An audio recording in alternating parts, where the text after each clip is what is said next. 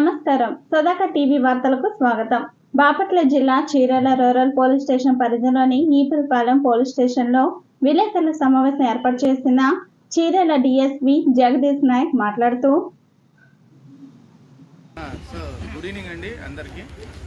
ఇటువంటి సంఘటన విషయం ఒక రిటైర్డ్ టీచర్ ఒంటరి మహిళ మీద మర్డర్ కేసు జరగడం. 23వ తేదీ రాత్రి 10 గంటలకు మా వీపురపాలెం పోలీస్ స్టేషన్ ఎస్ఐ గారికి ఈ సమాచారం రావడం, అక్కడ ఉన్న వ్యక్తి అట్లా ఒంటరిగా ఉండే మహిళ ఇంట్లో అట్లా ఉంది అని చెప్పడం. మా ఎస్ఐ ఇమ్మీడియట్గా అక్కడ సీన్కు పోవడం, సీన్ విజిట్ చేసిన తర్వాత ఈ విషయాన్ని మాకు అందరికీ తెలియజేయడం, ఇన్స్పెక్టర్ గారికి, డిఎస్పీ గారికి, తర్వాత ఎస్పీ గారికి, అడిషనల్ ఎస్పీ గారికి.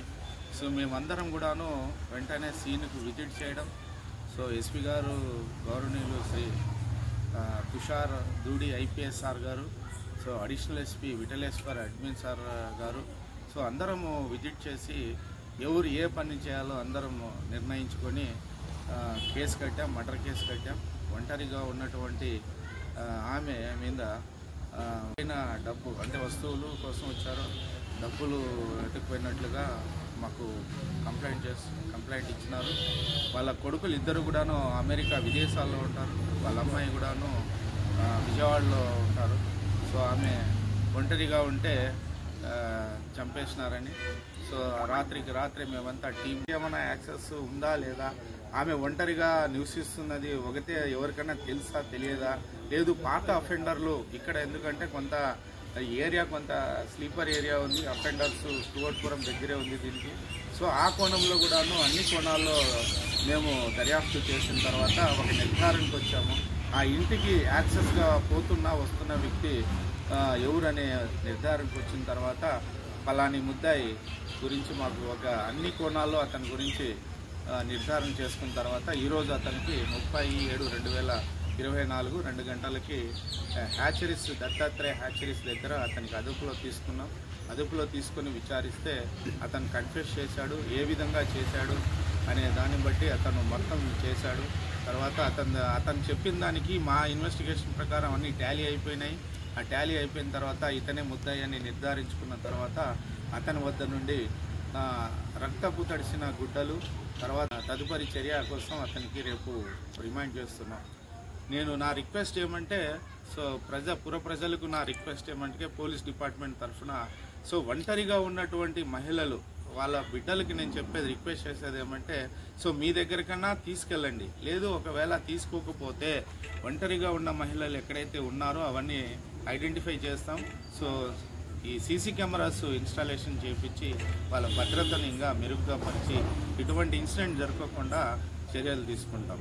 ముఖ్యంగా ఈ ఇన్వెస్టిగేషన్లో భాగంగా ఐడి పార్టీ, తర్వాత పత్రికా విలేకరులు, తర్వాత ఎస్బీ సిబ్బంది, తర్వాత ఈపురపాలెం పోలీస్ స్టేషన్ సిబ్బంది చాలా చక్కగా సహకరించారు.